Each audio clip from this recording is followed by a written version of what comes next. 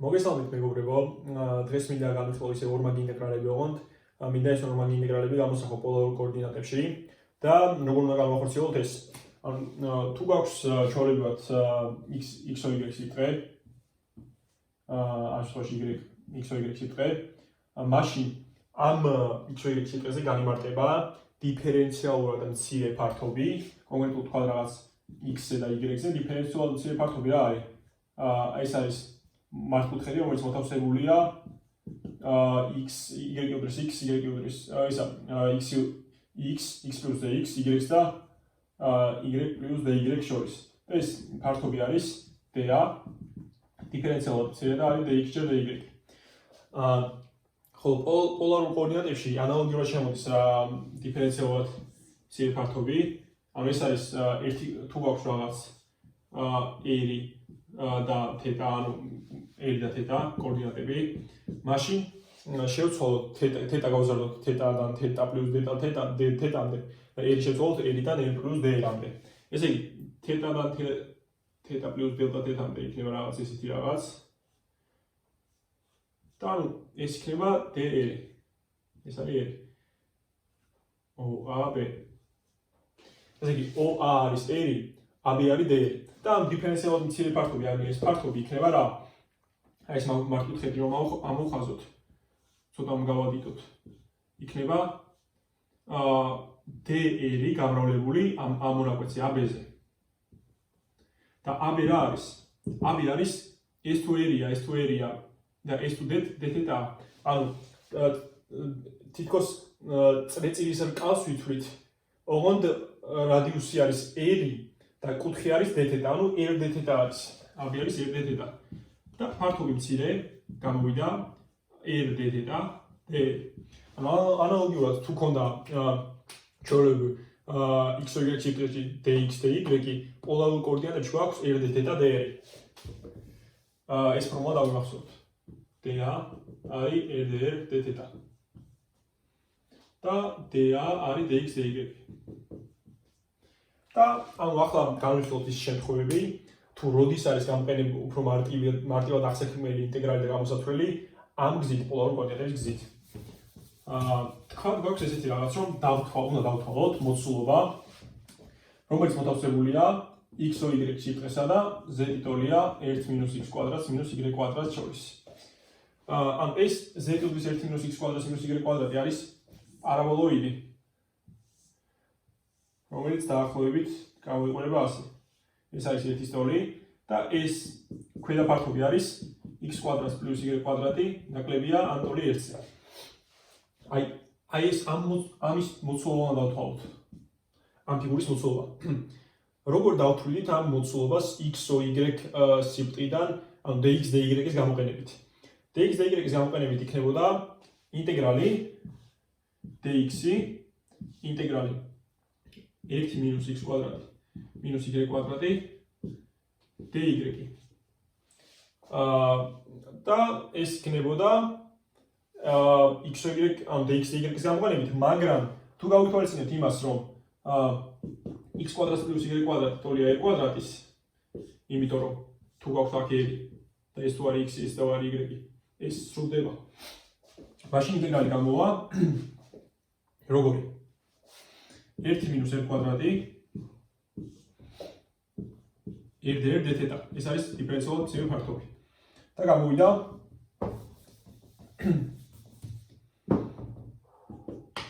d-თეტას ინტეგრალი 0-დან 2-მდე, იმიტომ რომ თეტა იცვლება, თუ თეტა გვაქვს აქედან ათვლილი, იცვლება 0-დან 2-მდე, ამ ერთ თლიანს შემოწერს და 1 - r კვადრატი r-dr, ამის ინტეგრალი 0-დან 1-მდე, იმიტომ რომ რეალურად იცვლება 0-დან 1-მდე ფუძეში რადიუს ვექტორის სიგრძე. და დავთვალოთ ეს ტოლია 2π-ჯერ r-dr-ის ინტეგრალი იქნება r კვადრატ ნახევარი მინუს r კუბ d-ის ინტეგრალი r მეოთხე 4-თან. 0-1 იქნება 2π-ჯერ 1/2-ს მინუს 1/4 გამოდის 2π-ჯერ 1/4 გამოვიდა π ნახევარი. ანუ ამ ფიგურის მოცულობა, ესე იგი x o y სიბრტყესა და z უდრის 1 - x კვადრატს - y კვადრატს შორის მოქცეული მოცულობა არის პინახევარი. დავთვალოთ კიდევ ერთი ინტეგრალი პოლარული კოორდინატების გამოყენებით და კერძოდ ეს ინტეგრალი იყოს ასეთი. ინტეგრალი y კვადრატი გაყოფილი x კვადრატზე და სადაც ეს ფართობი იყოს, ანუ რაზეც ინტეგრება ხორციელდება, იყოს ასეთი რაღაც.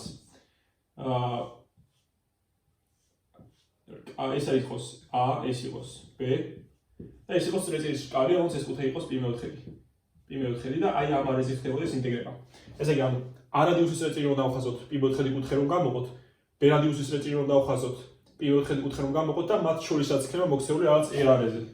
აი ეს არის ზუსტად r არეზე ინტეგრება. ამის დათვლა შეგვიძლია ორივენაირად, თუმცა ბევრად მარტივი გზა არის პოლარულ კოორდინატებში.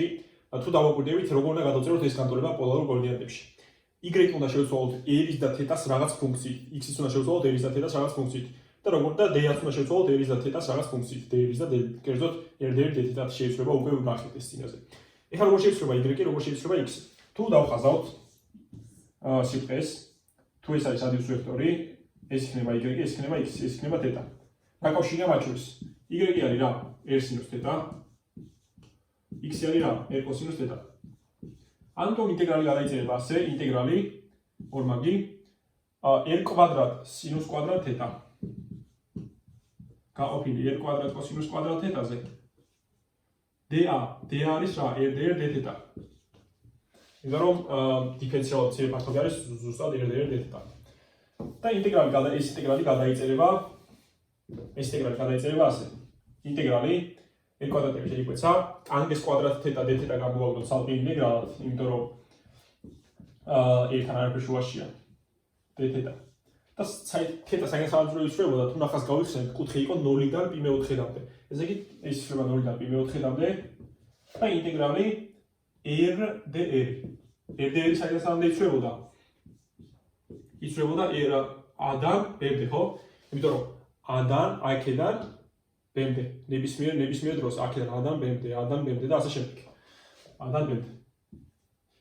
და ინტეგრალი საბოლოოდ როგორ სახელმდე დაიყვანება, ეს არის r-d-r-ის ინტეგრალი რა არის? r კვადრატ ნახევარი ჩასმა a და b და ტანგის კვადრატს d-θ-ს ინტეგრალი როგორ დავთვალოთ ინტეგრალი ტანგის კვადრატ θ და d-θ.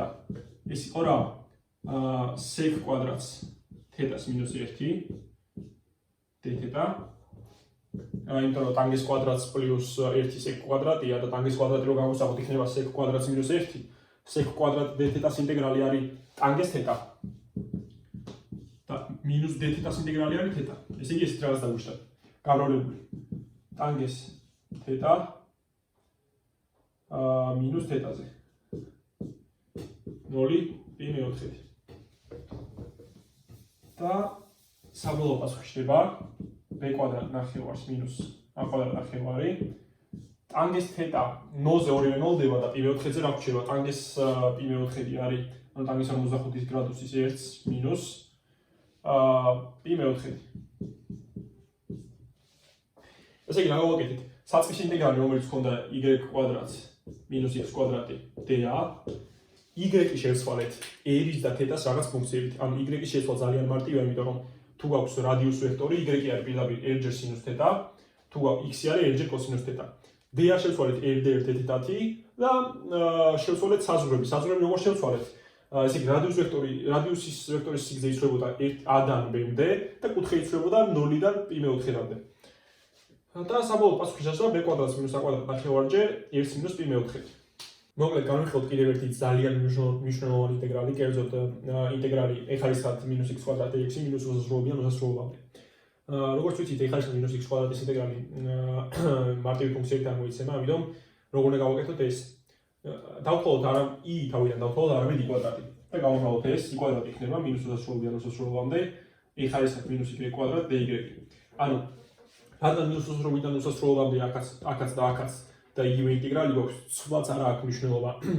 ანუ ისევ x იქნება თუ y არ აქვს მნიშვნელობა ამ შემთხვევაში. და იქნება ეს ტოლი იქნება minus უსასრულობიდან უსასრულობამდე იცვლება minus უსასრულობიდან უსასრულობამდე ეხარისხად minus x კვადრატს minus y კვადრატი ან ეს ინჯერ დავუშალოთ dx dy და ეს ტოლი იქნება ეხლა ეს -1 კვადრატი r dθ და ასე იმიტომ გამოდის რომ x კვადრატს პლუს y კვადრატი r კვადრატია და dx dy ანუ დიფერენციალური მცირე ფართობი r dθ და ეს ტოლი გამოდის ესე იგი dθ საინასამდე იცვლება ანუ პოლარ კოორდინატებში რო გადავხაზოთ ეს ნახაზი საინასამდე იცვლება რაღაც რადიუს ვექტორის სიგრძე და საინასამდე იცვლება მისი კუთხე რადგან მთლიან სიბრტყეზე ვაკეთებ ინტეგრებას ამ მთლიან სიბრტყეზე ესე იგი θ უნდა იცვლებოდეს 0-დან 2 π-მდე ანუ აბსოლუტურად ყველაფერს უნდა მოიცავდეს 0-დან 2 π-მდე ხოლო ეხლა ეს -1 კვადრატ r dr-ში r საინასამდე უნდა იცვლებოდეს რა თქმა უნდა 0-დან უსასრულობამდე არა მინუს უსასრულობიდან უსასრულობამდე არამედ 0-დან უსასრულობამდე იმიტომ რომ r დადებითია და ეს i კვადრატი გვიждდება i კვადრატი გვიждდება ასეთი რაღაც 2πj ეხლა ეს -r კვადრატ r dr-ის ინტეგრალი არის ეხლა ეს -r კვადრატი ყოფილი -2-ზე 0 უსასრულობა გამოდის -p ეხლა ეს -r კვადრატი 0-დან p 0 უსასრულობა ანუ -p განავლებული 0 ეხლა ეს 0 1 ანუ გამოდის p ესე იგი ეხლა ეს -x კვადრატ dx-ის ინტეგრალის კვადრატი ყოფილა p ესე იგი საწყისი ინტეგრალი რაც იყო ეხლა ეს -x კვადრატ dx-ი ყოფილა p თუ არის ამის კვადრატი ამ ფესვი p-რა ესე იგი რა გავაკეთეთ გავამრავთ ეს თავის თავზე ოღონდ y ჩაწერილი და x და y განსხვავება არ აქვს იმიტომ რომ რომელიც თვალით იქნება აღნიშნული განსხვავება არ აქვს იმიტომ რომ i -უსასრულობიდან უსასრულობამდე ესიც და ისიც შემდეგ x კვადრატს პლუს y კვადრატი გადავწერეთ r კვადრატში ან გადავწერეთ პოლარ კოორდინატებში და პოლარ კოორდინატებში უკვე ძალიან მარტივდება და დაგვიჯდა რომ i კვადრატი არის p-ის ტოლი i კვადრატი თუ p-ა i არის ფესვი p და არა მინუს ფესვი იმიტომ რომ ეს სულ დადებითია და იქნება ფესვი p